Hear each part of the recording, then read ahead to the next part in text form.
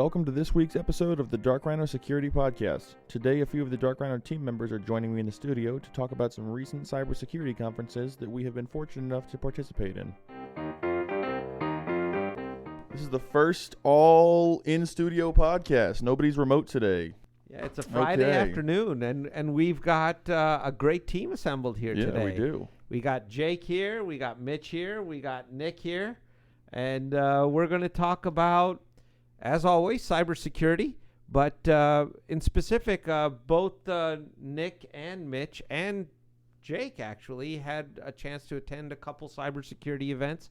And I thought it'd be good to share with the audience what was going on at some of those events to give the listeners a little bit of insight on what's at the top of mind for people in the world of cybersecurity right now, specifically in the last week or so. Nick was just yesterday on the president's panel in downtown Columbus, where he participated with a person from Huntington Banks and the Federal Bureau of Investigation. So I think that might be a great place to start. Nick, what was this event about that you attended? So to be clear, it wasn't the President of the United States panel. It was a President's Business Forum panel where we sat down and met with local business leaders, small businesses, medium-sized businesses, talked about cybersecurity risks. Ashley Braun from Huntington Bank was there, and she spoke about some of the gaps in cybersecurity insurance. We had Rob White from the FBI. He was there speaking about what the FBI is seeing, trends in cybersecurity, threats that businesses are facing. Had an opportunity to talk with a number of business leaders about how to get started with cybersecurity programs, things like choosing a framework or understanding what some of the local laws are that are new for Ohio, SB 220, providing some safe harbor for organizations that adhere to a framework.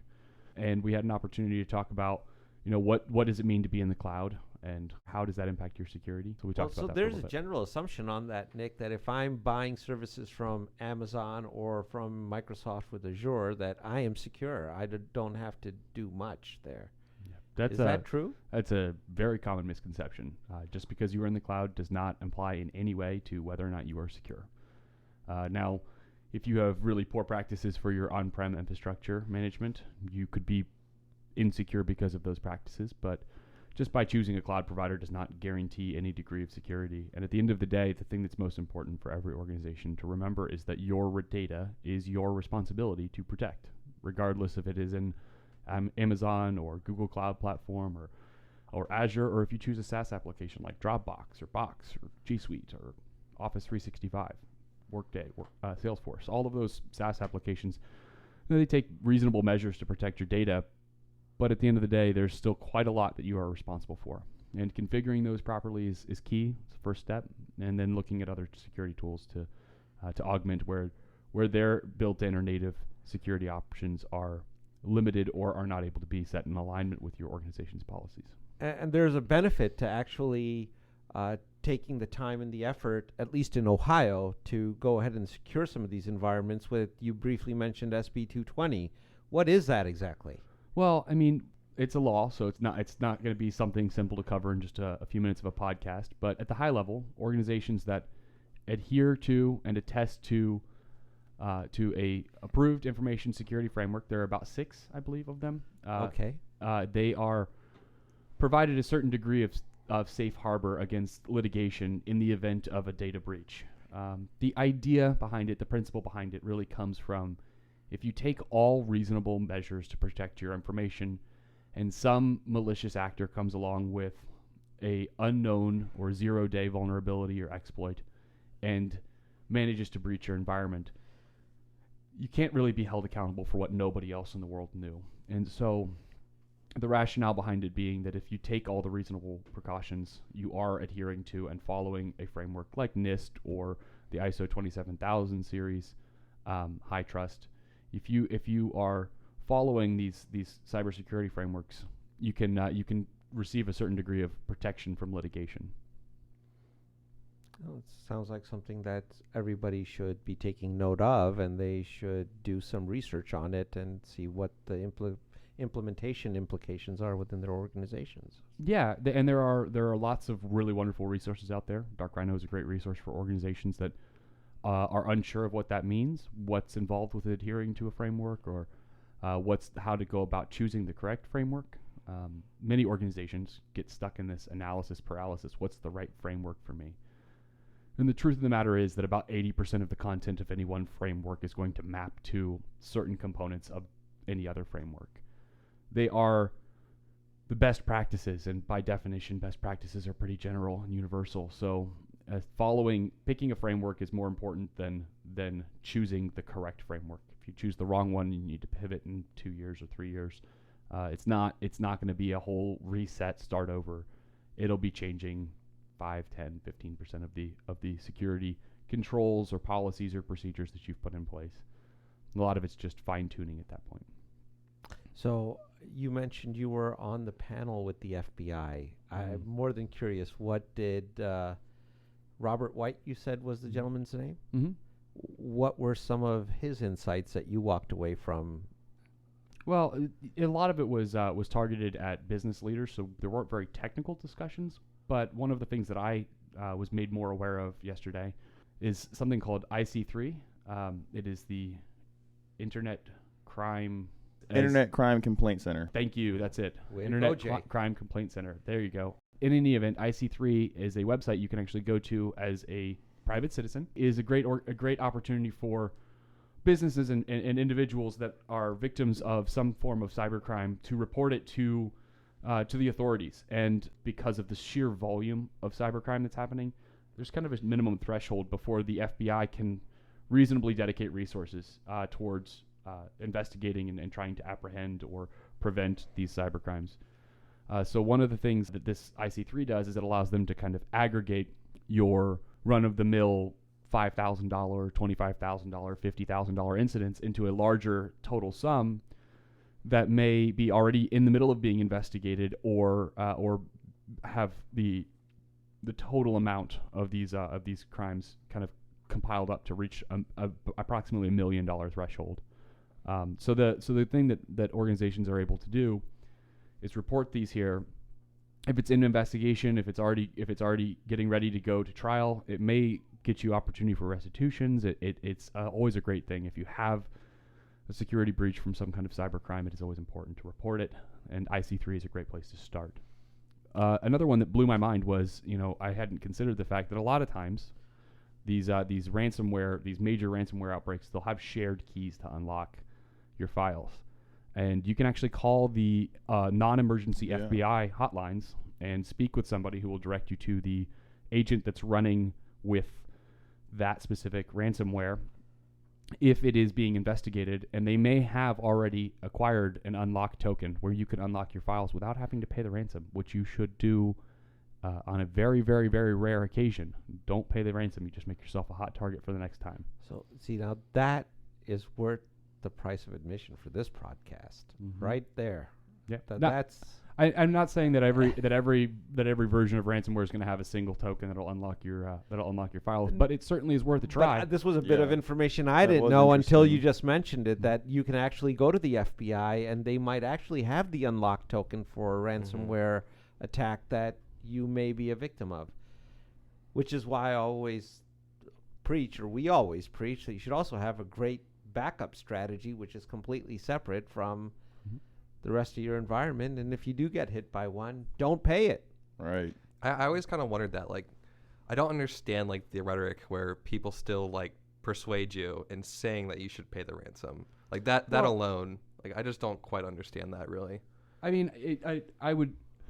For you and I, it's a little different. We work in an industry where we kind of are naturally going to be more inclined to take on that challenge and understand the processes that people go through. But if you, I spoke with a company not long ago, and they were telling me that they had been infected with ransomware, and they spent a few days of trying to resolve the issue. It was encrypting shares and endpoints, and they finally contained it. But to unlock their files was going to be thousands and thousands and thousands of dollars of time and resources, sending drives out and all of the associated steps that one can take to try to recover their data in the event that they don't have a backup. And it was my understanding they did not. But the ransom came to be $6,000, and you have to weigh the cost benefit there, right? So $6,000 for a company that makes $1 billion a month. That's nothing. That's chump change. Yeah. $6,000 for Yeah, a but company that makes $6,000 but a are month. these That's a bigger ethical difference. criminals? Do they actually unlock your files? That's another. It's crazy. I It's actually not think always they guaranteed. do. I think they do a pretty high rate actually unlock the files because they want people to pay. And if they establish this If the you pay me and then I reputation goes don't, around, I'm not yeah. sure I'm going to get it. I'm not sure I'm going to get what I want. Then they kind of poison their own well. And then we had discussion. One of the other people on the panel, who I don't believe was mentioned, was Stephen from All Covered. They provide some managed services for organizations, generally around more infrastructure and IT support, help desk stuff. But they have gotten a little bit into the security realm. One of the things he talked about was the ransomware as a service that's now coming out. Where Yeah, I didn't people know are- about that. Ransomware as a service. Yeah. Please explain. Well, it's happening in a couple of different ways, but essentially people create ransomware and then allow you to go download it, and it's now your responsibility to disseminate it and infect computers. And any computers that get infected from that, the people who created the ransomware will keep some cut of the ransom, and then you get the rest of it. It's like a ransom consent type of thing, like that. So you know what I mean? If you use their ransomware and you get $1,000 out of it, they get 200 of the 1,000. And do people realize this is breaking multiple federal laws and it's a felonious offense? And I don't know if they know it's a felony, but it's definitely. I mean, it's obviously Yeah, wong. it's They're not, illegal. you know what I mean? They're People not know just thinking they got a new day job going. Yeah, it's I think it's pretty well known, but you have different organized crime operations, right, or lack of organized crime, right? So you have different crime groups or individuals that don't have the expertise that's necessary to create a piece of malware or to find 0-day vulnerabilities, because those are hard. They're very expensive. They're worth a lot of money on the black market. So, you have, and I'm just picking something because I heard it on NPR today. You have the New York mafia, right? They might want to get into ransomware as seeing it as a way to diversify their crime portfolio, but don't necessarily have IT professionals. It's a dangerous game to Another play. really interesting thing that Robert from the FBI was saying is he said that maybe in Columbus or in Ohio, but the average bank robbery in person is about a $3,500 take. And he said the average cyber robbery of a bank is about $3 million. Really? Yeah. Wow. Yeah, I don't know if he was using exact numbers, but he was speaking in orders of magnitude, which is Yeah. which blew my mind. I can't imagine. I feel like there's not that many robberies of banks, like physical go in and rob the bank anymore. Yeah. Every time Yeah, I you hear don't about hear one, that. I'm always like, oh my goodness, does that still happen? I just feel Are like we you never hear about anybody getting away. Like you're going to be the first guy to pull off a bank robbery and not get caught. right? But why take that risk when you can get away with $3 million Exactly. and you don't have to leave your house? Yeah. I Do it would from I would home. still Computer. probably encourage leaving your house if you're going to rob a bank. Probably don't Do it from the your public house. library. For those who are listening with that intent, I would encourage not doing it at all. Get a And if you library are card or a going to fake do it, name and do it do there. not do it from home. We had a bank on that panel too. What did those folks have to? Ashley was from Huntington, and she talked about that. But that was talked about here in our office a few times. That Huntington Bank was there, and Huntington Bank, and I didn't know this at all really, has a very large insurance arm. They do property had no idea they casualty, did insurance. They do all kinds of insurance for organizations and individuals.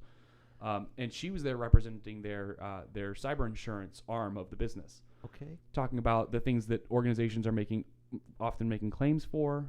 One thing that she pointed out was really kind of a gray area is cyber crime is crime, right? But it might be covered under your cyber insurance policy, and it might be covered under your crime insurance policy, and it could be covered under neither of them, depending upon the type of cyber crime that you're experiencing. Really? Yeah. So, Okay. there have been some. She said there have been some rulings in courts, and there have been some precedents set where if somebody actually breaches your systems and steals credentials, or fishes and gets real credentials, and does act inside of your own email, for instance, that would probably be covered under your crime, because it is considered a crime there. But sending an email pretending to be your CEO and encouraging you to redirect funds to a different account may not fall under your cyber insurance, or it may not fall under your criminal protection insurance. So found that to be pretty interesting. That there are kind of boundaries, and we all have experienced that in our life. I've had someone knock on the window of my car and steal stuff out. And I was told by my car insurance, talk to your homeowners. I talked to my homeowners, and they said no, wasn't in the house. So there's those boundaries. You gotta be very clear when you're talking as a business, when you're talking with your insurance agents, when you're talking with brokers, or you're talking with your representatives. Understand what is excluded is really important, and then from that also understanding where the boundaries of different coverages cover you. Yeah, that's very valuable insight. I don't think most folks, when they're applying for a cyber insurance policy, actually take any of that into consideration. A lot of small businesses just have a very simple short form that they fill out, and it doesn't really even ask questions in any depth. I'm assuming the insurance industry is just saying the likelihood of something happening here is so small, there's such a low level target. We don't know if they have any controls. And we especially since cybersecurity is so hyper technical, I feel like that's totally a type of thing where if you are, let's say you own a pizza shop or something, you don't know the first thing about cybersecurity, but you go and get your cyber insurance, and in your mind, all right, if something happens to me, I'm going to be covered. But then as soon as it does, they're going to be like, oh, well, this happened due to this type of attack based from this type of execution. It's not covered. It's not covered. Yeah. So, I mean, for somebody that's not tech savvy, I could definitely see kind of getting caught up in that paying for insurance that never pays off scheme. Well, we've heard of cases with franchise owners where they have been shut down by ransomware. They lost all their data. They didn't have it backed up, and their cyber insurance policy did not cover a lot of things. They didn't cover the loss of business. There was no way for them to get their data back. That was gone permanently because they didn't have a good backup policy. And small business, right? Small franchise, whether that be a pizza shop, or be a Subway store or a dry cleaner, who knows? Those folks, they may have a cyber policy, but their level of coverage could be quite insufficient for what could potentially happen if they got hit by ransomware. Definitely. So two things to talk about with that. One is backups are critical, but backups can be infected. We're seeing more and more and more that these pieces of malware are really in the advanced persistent threat realm, and they're just kind of hanging out silent on your computer for 3, 4, 5, 6, 10 days, 100 days, 150 days, and then you're running these backups, and then you get encrypted.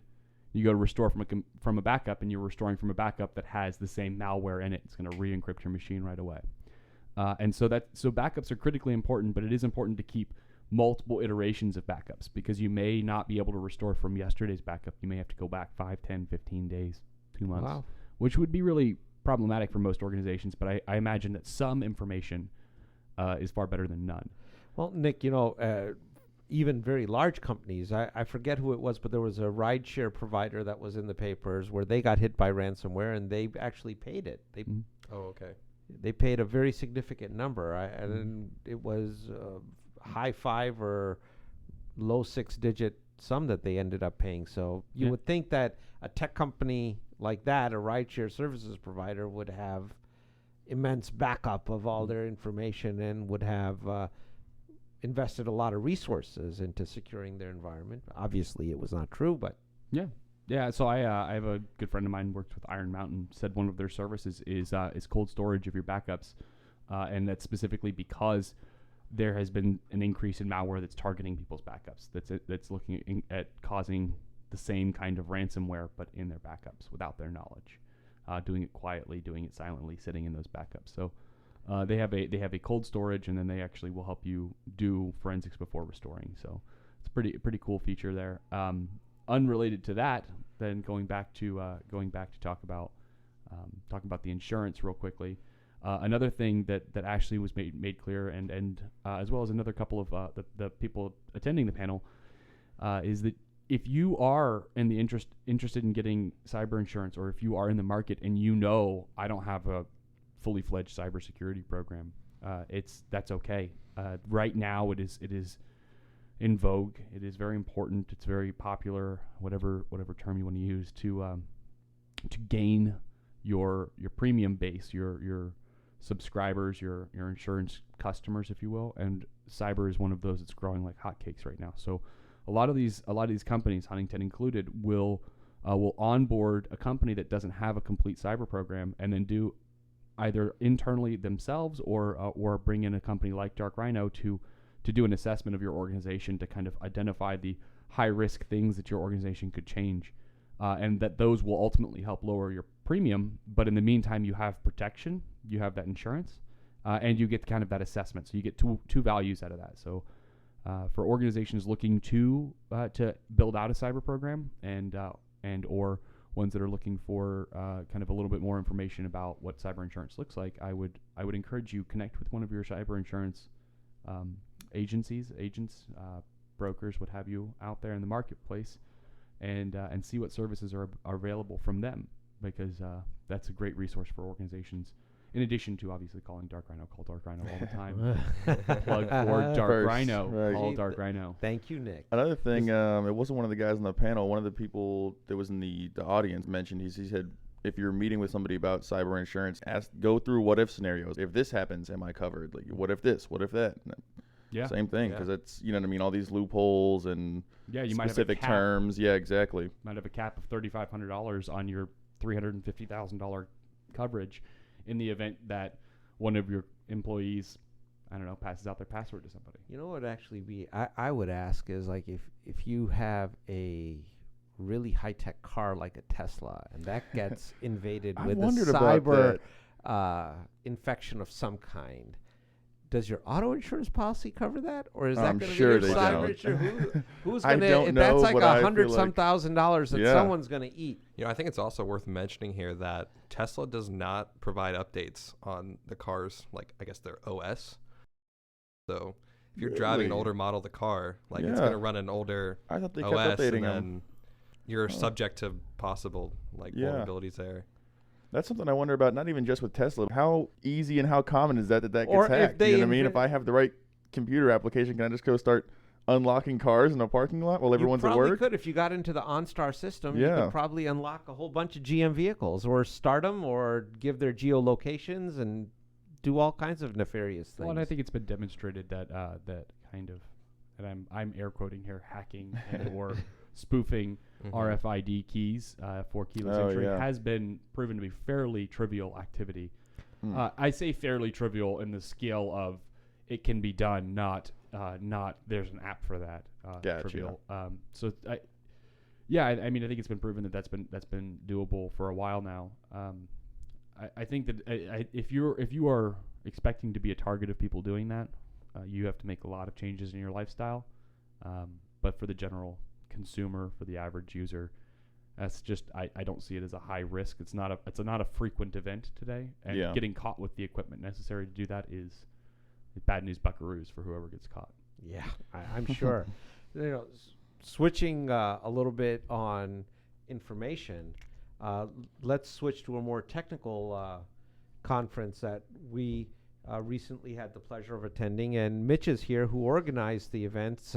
He's one of the lead organizers for the B-Sides event here in Columbus. But for those who may not be familiar, B-Sides is quite a cybersecurity event for technicians. Can you give us a little bit of background on what it is, Mitch? Yeah. So basically, with like B-Sides, it's kind of like a chain conference. There's probably about 1,000 different B-Sides conferences all around the world. It started about 10 years ago by this guy named Jack Daniel. Basically, he was just fed up. Was he into whiskey? Jack Daniel I don't Jack think Daniels. He was fed up, though, with these conferences like DEF CON and Black Hat, and how it's just kind of like a big vendor pitch. You know, everyone, all these like really good researchers in security were basically getting denied access to speak at these conferences. And he was like, screw it. You know, I'm going to start my own conference in Las Vegas to compete with these, and it's going to be called B-Sides, like the B-Sides of a record. You know, these are the talks. Well, that's where it comes from. Yeah, that's why there's always like an underlying BSIDES, not BESIDES. That confused me for the first like 3 weeks. Yeah, I can't tell you how many times somebody called it besides. And I was like, no, B-Sides. But yeah, it's supposed to be like B-Sides of the record. Like, these are the people, you know, that got rejected from the DEF major CON conferences and elsewhere. Yeah. So I mean, I think that whole concept just in itself is cool. But yeah, that is. That eventually evolved into different cities picking up their own B-Sides conferences, because, you know, not everyone from Columbus, Ohio can just make it out to DEF CON or Black Hat or even the B-Sides Las Vegas. Yeah. So multiple people have adapted B-Sides for their own community. And, it's a place for people to network, people to disclose new vulnerabilities, and just show off the research, really. And I honestly pride myself in our B-Sides specifically because we take a lot of pride in our content. So, I was fortunate enough to be at last year's B-Sides here in Columbus and at this year's. I saw a huge amount of increase in traffic there. I mean, last year was like a much smaller conference, but this year at the Police Academy, it seemed like we were out of space. There's just nowhere to go. Yeah, it's Columbus especially is just really growing, and I think part of that is because of the content. And I mean, we're delivering a good event for a low cost. It's $25 to get in. Like a lot of these other conferences, they'll charge you $250, $300. Yeah. They'll charge you an arm and a leg. Here it's like we're trying to make it available to the open public. As long as you can take off work on a Friday, there's no reason why you shouldn't be able to go. Yeah, $25. Why not? Well, it's a technical conference. I would imagine any company out there that's looking into the development of its employees as it relates to cyber, this is a great low-cost event to potentially attend and up your knowledge a little bit. I totally agree. Yeah, these companies like here locally especially, I don't see why they couldn't come out here. And we offer training as well. So it's a great opportunity for everyone in the companies to get better. Was there specific topics or agendas that you saw that were just popped out this year at this year's conference at the B-Sides? Yeah, that's a really good point. So we broke it down into 4 different really categories. We had tracks. There was defensive security, there was offensive security, really? Developing security, and then I would describe it as OSINT, which is basically spicy Google searching. Spicy Google searching. That's how I would describe it. What spicy? Which is what every IT person does, is some form of spicy Google searching. I don't even know what. Let's I mean, I have my spicy own real quick, ideations yeah. on what that may mean. Yeah. But what does that mean? So basically, like with OSINT, you're using different platforms like Google and stuff to gather information on someone or something. So that's why I kind of referred to it as spicy Google searching, because you're going after certain topics. You're really getting granular. You're really looking for like a phone number, a name, an email. Okay, gotcha. Yeah, you're just gathering as much information as you can that's made public. I'd honestly describe it like, have you guys seen the show Catfish on MTV? Yeah. That's all what these guys do. They just go online, they look for Instagram photos of these guys to confirm if they're real or fake. That's just, it's spicy Google searching. Very it's OSINT. spicy. But Minnow, to get back on your point though, we had 4 different categories, and I think the big focus this year was the offensive side. Someone specifically had a topic on assumed breach testing. His name is Brendan O'Connor, really great guy and everything. He was talking about what a company could do in the case that there was a breach, but you're already assuming that there is one. So what do you do next? There's been a breach. What kind of steps do you take next to mitigate that? Just because there hasn't been one doesn't mean you can't plan for one actively. Right. No, and in most cases, there has been one, and people certainly don't know about it. I forget the number, but there's a statistic. There's multiple statistics on this, but somewhere between 170 and 220 days is what a silent invader will stay unnoticed inside of a network environment. And just collect as much as they can. Like Nick was saying earlier, they can infect backups. Do you remember was there any specific insights that you want to share on that topic? I really wish I could. It's just the problem was I really didn't get to sit on a whole bunch of Yeah. talks. Yeah, I know. busy. You organized this whole thing, so that's no small task. Yeah, that was the only difficult part for me. I got to, see the overviews of all the talks. The rest of the team, like the 9 guys that I work with, we got to evaluate the talks. But as far as me getting into the really big details of the talks, I don't know if I can really speak on that too well, just because I didn't get a chance to go. I was being pulled in every which way direction that day. Yeah, you were sitting at the front desk quite a bit. Quite a bit. I remember that. Yeah, I answering remember. questions.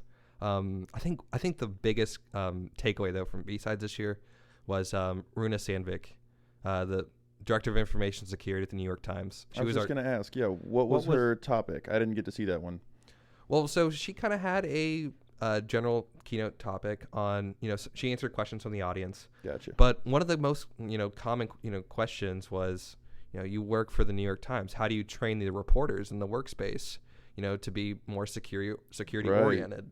That's obviously like a big concern, especially for a company like the New York Times. And so she was saying how she takes the different reporters, because there's obviously different teams, like you have the reporters who do the obituaries, you have the reporters who do like breaking news and all that. You have reporters in Berlin, travel, food, everything. Especially So New York Times. Yeah. They specify a different class, a different security class for all these different reporters and people in the workspace, in the newsroom. So I honestly think that's probably the best approach for it.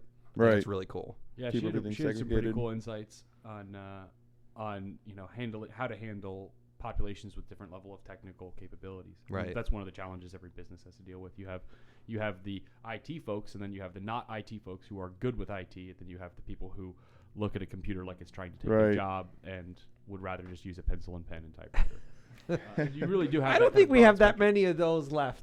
Oh yeah, we do. There's a lot of you're working in an IT company, so we're not going to see that very much here, but you absolutely will. I've worked in hospital systems, and there are doctors who will fight tooth and nail to do everything, do all their charting on paper, and then have to have somebody type it into a computer system so that But they're special. They're doctors. One of the talks that I was so excited to see, and I'm actually really pissed I didn't get to see it, was how online dating may be better at threat modeling. I saw that on the list. I didn't see the talk, but I would encourage, if anybody is listening to this podcast, it was from everything I've heard, it was a great talk. A lot of people's favorite talk at the conference. So, is there any way to put a link in? Yeah, you know what? We have so the videos are on YouTube. You can put the link to that. Yeah. And I'm going to butcher Isaiah's last name, but something along the lines of Sarju did the talk. Isaiah Sarju. That's my best guess. Yeah. Yes, I would check out that talk. It got rave reviews, and it'd be something worth watching. We'll drop the link to that video, and are there all the B-Sides videos on one channel or playlist? Yeah, it's on all YouTube? it's all in, you can either get them on YouTube or irongeek.com. irongeek.com. There you go. Yeah. Links will be in description. So on that note, everybody, take care and have a great weekend. Thank you for joining us, and as always, be sure to subscribe, check back next week, and visit us at darkrhinosecurity.com.